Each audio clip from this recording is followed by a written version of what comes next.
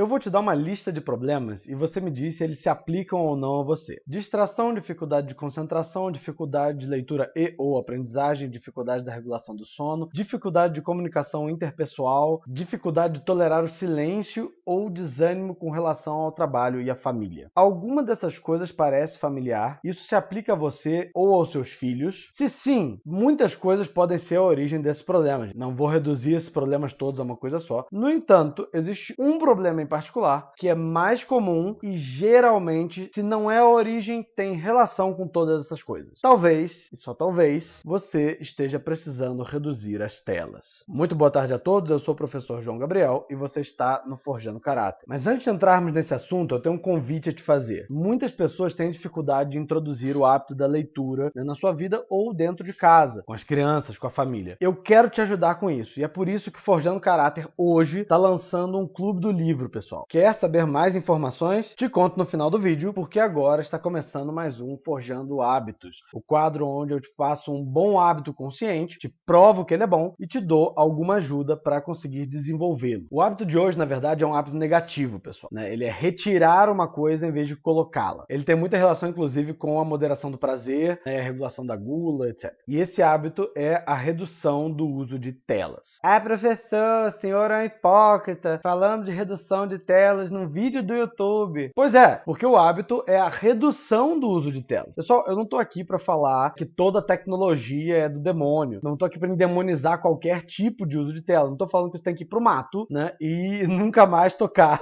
num aparelho tecnológico na vida. Eu moro no mato e lá tem computador. Agora, eu estou sim dizendo que todas as coisas, especialmente aquelas que dão prazer, devem ser moderadas. Eu estou dizendo também que o excesso no uso de telas tem consequências mais graves do que talvez você imagine. E eu estou dizendo também que, muito provavelmente, a medida do uso de telas não é aquela que você pensa que é. Muito provavelmente é bem menor do que aquela que você segue. Para te convencer disso, eu vou fazer uma lista e vou dizer para você todos os malefícios, de fato, do excesso no uso das telas. E depois a gente conversa sobre a medida apropriada de utilização. Eu vou dividir esses danos causados pelo uso de telas em dois tipos de problemas. E o primeiro deles é o que a gente chama de hiperestímulo. O que acontece? A nossa psique, a nossa sensibilidade, ela foi criada para funcionar com uma determinada quantidade de estímulo. Aquela quantidade de estímulo que é mais próxima do natural. Aquela quantidade de estímulo que a gente tem com as coisas que a gente vê, que a gente toca, que a gente sente no mundo mais natural, numa vida mais ordinária. O problema das telas é que em pouquíssimo espaço de tempo, ela bombardeia a nossa sensibilidade com uma quantidade tal de estímulo que os nossos sentidos internos não conseguem se organizar para processar. E isso gera uma série de pequenos problemas que vão se acumulando se a gente não prestar atenção. O primeiro deles é a diminuição da nossa faixa de atenção. Como a nossa sensibilidade começa a se acostumar a uma quantidade muito grande de input, a gente começa a perder a capacidade de tolerar o baixo estímulo. A gente não consegue mais prestar atenção se uma coisa não estiver estimulando muito a gente. Então, qualquer coisa que não esteja impactando demais o nosso afeto, impactando demais a nossa sensibilidade, perde o nosso interesse muito rápido. E a nossa faixa de atenção, ela vai se reduzindo. Como a gente está acostumado com o fluxo de sensações, né, que dá ali as telas,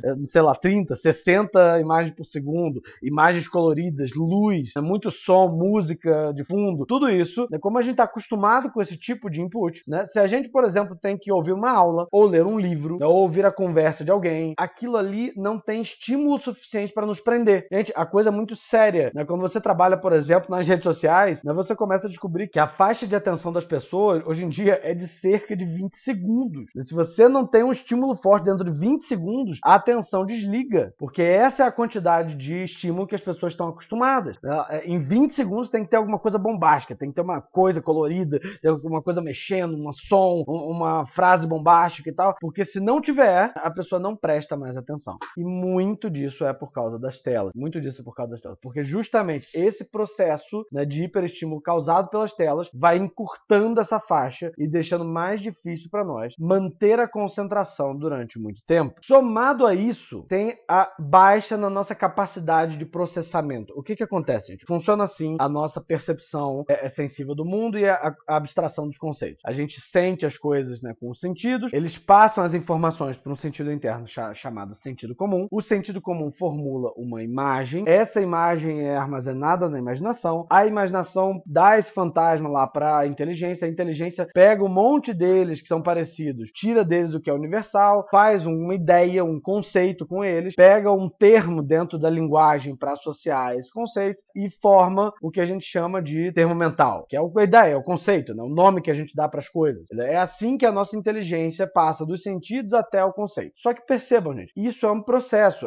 rápido, é um processo que é quase imediato na parte sensível, O problema é que se você bombardeia sensível demais ao mesmo tempo, ele começa a ter dificuldade de formular as imagens. Vocês já perceberam como é difícil, por exemplo, prestar atenção em alguma coisa quando tem um monte de gente falando ao mesmo tempo? Ou quando tem muita coisa brilhante, piscando, e imagens correndo, uma coisa muito movimento na sua cara. Percebe como é difícil prestar atenção nas coisas? Como é difícil entender o que está acontecendo? Olha, perceba a palavra entender. Pois é porque o seu sentido interno, o seu sentido comum, ele não está conseguindo processar as imagens a tempo. E muito menos a sua inteligência conseguindo abstrair qualquer coisa. Então você começa a entrar no estado... Como ele tem muito estímulo chegando, ele entra numa espécie de estado catatônico. Ele entra em stand-by. É por isso, gente, que o seu filho fica quieto quando você bota um tablet na frente dele. Ele não fica quieto porque o tablet é um instrumento dado por Deus, né? Para acalmar a criança. Não é estranho, né? Que é uma criança que ninguém consegue acalmar, que nenhuma professora consegue dar jeito, né? Que ninguém consegue disciplinar. Você bota o tablet, ele fica quieto. Será que é uma mágica disciplinar do tablet? Ou será que tem alguma outra coisa? Pois eu te digo, é isso. O sentido interno dele não tá dando conta de processar as imagens. A inteligência dele não tá dando conta de processar os conceitos. Então ela entra em estafa. Ela para. Ela fica meio hipnotizada. E ele fica lá com aquela cara lobotomizada olhando pra tela. E você acha que é lindo. Não é lindo, gente. É uma maldade isso que você tá fazendo. Você tá idiotizando a criança. A criança não consegue processar as ideias da forma como tá ali. Muitas crianças, gente, são diagnosticadas falsamente com TDAH e hiperatividade por causa das telas. Eu não estou dizendo aqui, antes que você comece, né, a entrar em pânico, eu não estou dizendo aqui que essas doenças não existam. Elas existem e precisam, de fato, de um tratamento de um profissional específico. Agora, qualquer um que já tenha trabalhado na área da educação sabe disso, gente. A quantidade de diagnóstico que chega, por exemplo, no colégio é enlouquecedora. O que aconteceu na genética de 10 anos pra cá? Sei lá, numa turma de 30 alunos, sei lá, 22 tem diagnóstico psicológico, TDAH, hiperatividade, desatenção. É possível que isso seja biológico? Me parece que não, me parece impossível que isso seja uma questão genética, seja uma doença, de fato, um problema psicológico. Na grande maioria das vezes, o caso é ambiental. Eu falo por experiência própria, gente. Eu trabalhei em colégio em todas as faixas de formação e a gente viu, não foi uma, nem duas, nem três vezes, foram inúmeras vezes, né? Diagnósticos falsos, diagnósticos mal dados de TDAH e hiperatividade por causa do excesso de tela. Você quer saber como é que funciona? Você quer saber por que a criança fica assim por causa da tela? Tudo bem. A coisa funcionaria na natureza dessa forma. A gente recebe um estímulo externo, geralmente pelos sentidos. Esse estímulo gera dentro de nós um afeto, gera dentro de nós uma espécie de desconforto. Se for um desconforto positivo, ele fica pior quando a gente se afasta da coisa e menos pior quando a gente se aproxima. Se for um estímulo negativo, a gente se sente mal quando se aproxima e bem quando sai de perto, etc.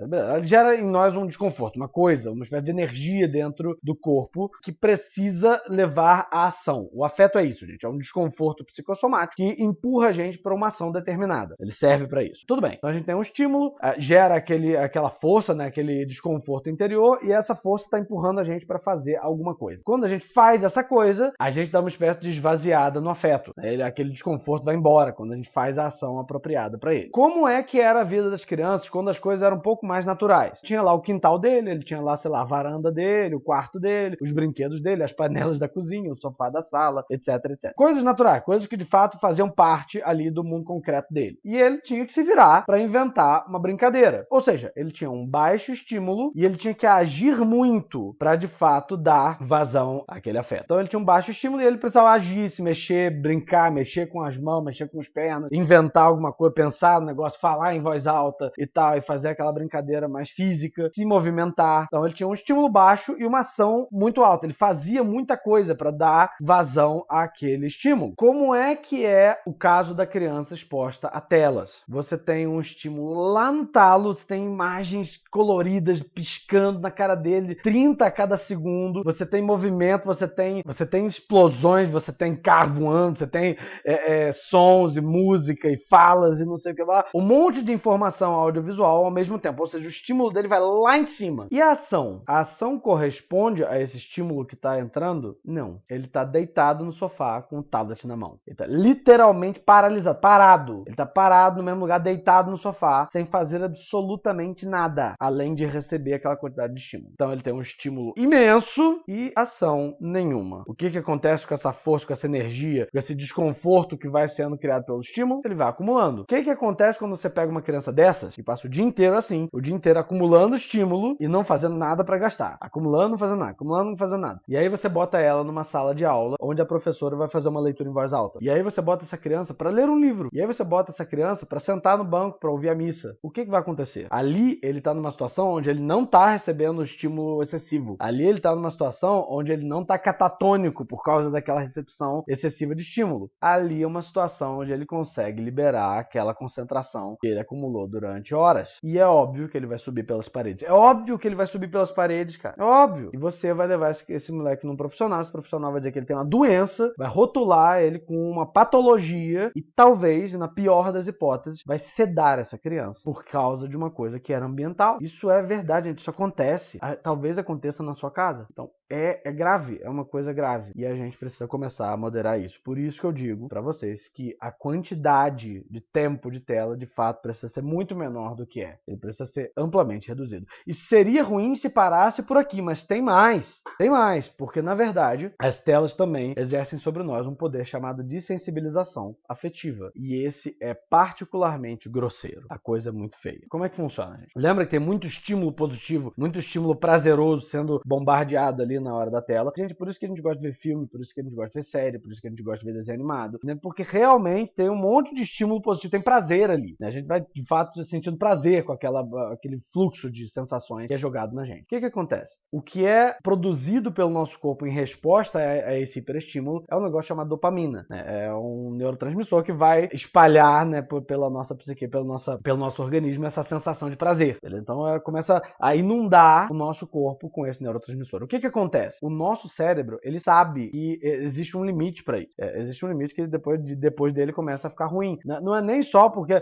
tem um excesso químico dentro do corpo. É porque ele sabe que se eu estou fazendo uma coisa que gera muito prazer, eu posso estar passando do ponto. Então, o que ele faz? Ele tenta mecanicamente moderar. O que o cérebro faz, então? O que o nosso organismo faz? Ele começa a fechar as janelinhas, digamos assim, receptoras de dopamina. Ele fecha algumas delas. Por quê? Porque ele está tentando moderar a quantidade de prazer que você sente para que você pare de fazer tanto aquela ação, né? Porque ele está percebendo então, que tem um excesso ali. A gente é mecanicamente, biologicamente programado para isso, gente. Só que nós somos tão estúpidos, o pecado original é tão complicado, que em vez de parar porque está dando menos prazer, a gente começa a buscar prazeres mais excessivos. Isso tem uma dupla consequência. Primeiro, a gente de fato fica insensível aos prazeres mais serenos. Prazeres como a leitura, prazeres como o estudo, prazeres como a conversa e a presença de amigos, prazeres como a convivência com a família. Tudo isso não dá estímulo suficiente para o nosso cérebro viciado em dopamina. E aí o que acontece? A gente começa a se direcionar para estímulos um pouco mais violentos. Sim, né? O excesso de dopamina, que de fato é desencadeado por todo tipo de excesso com relação ao prazer, mas particularmente de uma maneira muito eficiente no uso excessivo de telas, ele vai nos inclinando para os pecados mais nojentos da carne. Ele vai mesmo, gente, porque a gente começa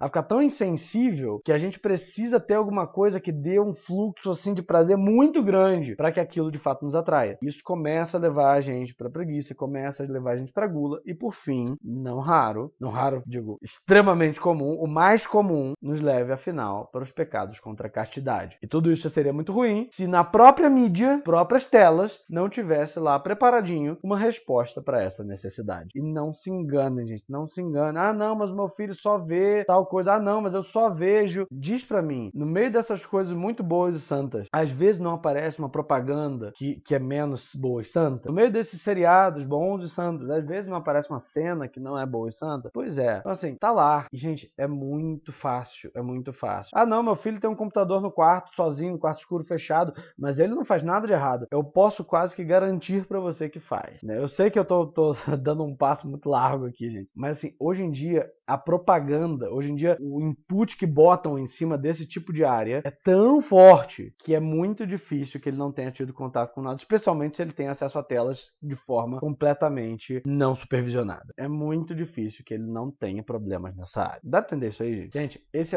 é só a metade dos problemas do excesso do uso de telas. Eu vou cortar por aqui, porque senão esse vídeo vai ficar de fato enorme, mas eu vou prometer pra vocês que eu vou fazer uma parte 2 na semana que vem, explicando a segunda metade, que não tem tanto a ver com hiperestímulo, mas sim com, de fato, o conteúdo, né, que se tem dentro, né, das redes sociais, dos vídeos, filmes, etc. Mas eu vou fazer isso na parte 2. Nessa parte 2 também eu vou falar um pouquinho sobre, né, a forma adequada, a medida adequada de uso de telas. Mas eu não quero deixar vocês sem o auxílio para desenvolver o hábito que eu prometo nesse quadro. Então, com o perdão dos senhores, hoje eu vou trapacear um pouco. Eu vou somar o meu auxílio ao anúncio que eu já ia fazer de qualquer forma. Calma, calma, calma. Eu sei que isso é uma trapaça, mas deixa eu falar sério com você. Eu realmente não gosto do approach de retirar alguma coisa sem colocar outra no lugar. A gente faz muito isso com os adolescentes, gente. Isso não é muito bom. Você fala, você não pode isso, não pode aquilo, não pode isso, não pode aquilo, e não colocar nada para substituir o que você tirou. Isso é a receita para que as coisas voltem para o ponto onde estavam, talvez piores. Então, o que eu de fato quero fazer com vocês hoje? Eu falei para vocês que a